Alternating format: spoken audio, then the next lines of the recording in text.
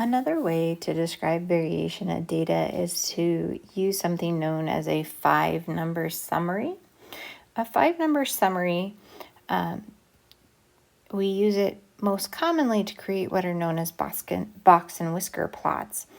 But another way you could think about it is that they sort of look at how much the data varies away from the median. So their sort of focus is sort of the median of the data, and then how far away sort of each chunk of data is from that sort of middle number. And we do this by sort of splitting the data into 4 different areas where each area contains 25% of the data.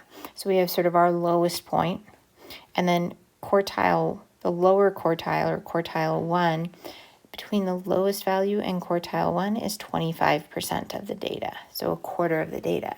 Then we get it from the lower quartile to the median, and that's another 25% of the data. And then we have our upper quartile, and then our highest value. And so between each of these quartiles, we could say, is 25% of our data.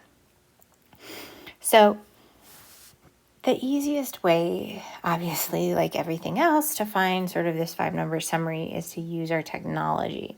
So we're going to use the same data set we used in the previous problem of the 2 running problems. And so we're going to then find our 5-number summary, and then use our 5-number summary to create a box and whisker plot. If we're using a Desmos calculator to find the 5-number summary, and I'm just going to go over here and open up my Desmos, it's pretty straightforward. It has its own sort of function for it, just like with median and mean. And the key here is, and I'll put a note here, it's called stats. So if I go in here and I type in stats and then the list I'm looking at, and list A, remember, was set 1, it pops up my 5-number summary right here. And so I can see, okay, I have a min at 9.92. Quartile 1 is at 10.065, almost 10 seconds. The median is at 10.135. Quartile 2 is at 10.195. And I ran out of space for the max. It was at 10.38. So that would be my 5-number summary. Now, if I wanted to take that 5-number summary and create a box and whisker plot, and I was drawing this by hand, my first step would be to create a number line at the bottom sort of my thing. And because I'm going to eventually have 2 box and whisker plots, I'm going to make my number line probably a little bigger than I would if it was just 1. And you would want to make sure your number line sort of divides up numbers equally.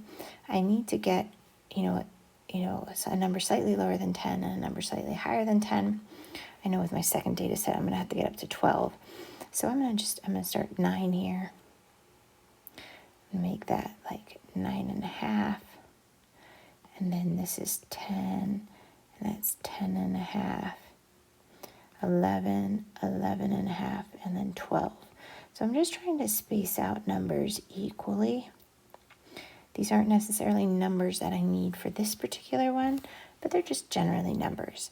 Now, to do a box and whisker plot, I always start by marking off my 5 sort of key points. So my first point here is at that low point, the 992.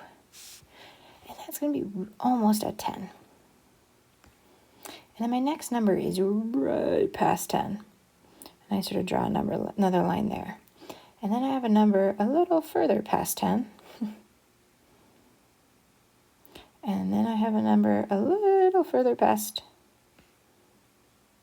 that for quartile 3.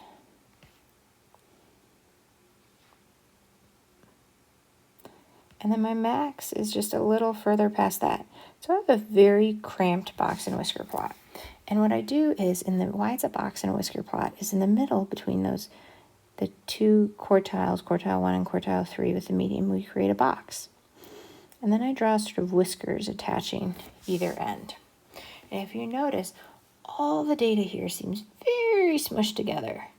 It's a very tight fit, which is a really good symbol that this is a pretty low variation data. Now, if I want to then go through and do the same process with my second set of data, I'm going to go back over here to Desmos, and I want to create my 5-number summary. Now, I can find this on I can go functions, and it's here. Stats is under statistics. Or the other option is you can just start typing stats, parentheses, and then we want set B, and it pops right up here. And so notice my min, 9.89. Quartile 1 is at 10.38 basically. The median is at 11.015. Quartile 3 is at 11.66. And the max is at 12. And I want to go through and draw another box and whisker plot. And I could do it by hand and do this sort of same strategy I did before, but I do want to show you how I can use technology to make my box and whisker plots as well. So we're going to sort of focus back on this Desmos graph. So we are able to make, I want to sort of close my 5-number summaries. We're able to make box and whisker plots on Desmos just like we did our dot plots. And there's a whole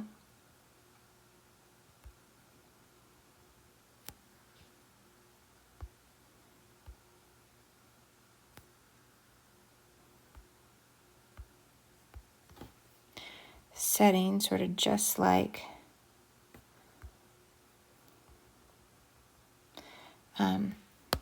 with the previous ones. So here I can go visualizations. I want a box plot. I want set A because that's my list A. Now I'm not going to have it exclude outliers because I don't want, I want my outliers to be included.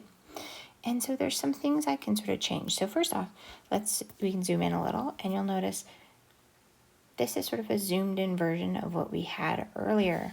And it's in each sort of chunk of the graph, so that left line there, that's 25% of the points. That left box is 25% of the points.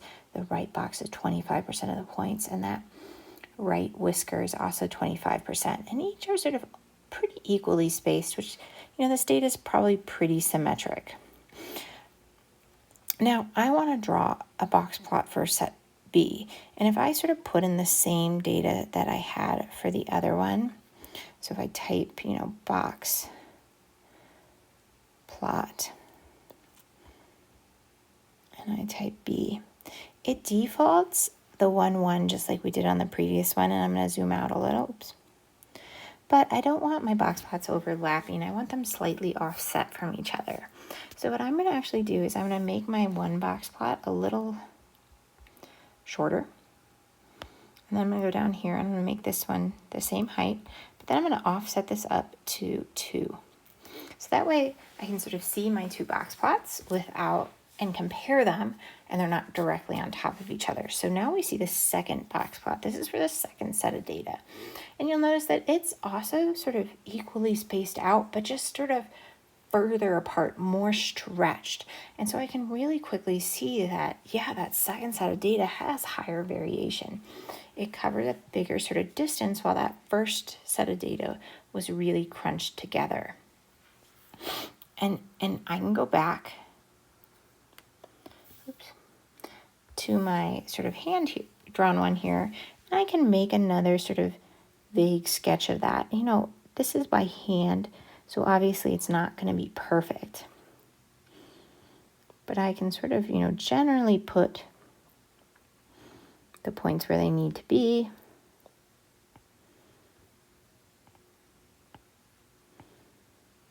I have that box in the middle and my whiskers on either end. And so keeping in mind, remember as we said, and I'm going to sort of use a different color for this, this piece right here, that's 25% of my data. Everything within that box, that's most of the data. And then over here, we got another 25% of the data. And so we get a good sense of how spread out the data is. And it's really easy to see that first data set that had really low variation, and we had a really high variation here on the second data set. So hopefully this video gave you a sense of how we can look at box plots to determine variation, make a box plot, use technology to check our box plots, and find those 5 number summaries.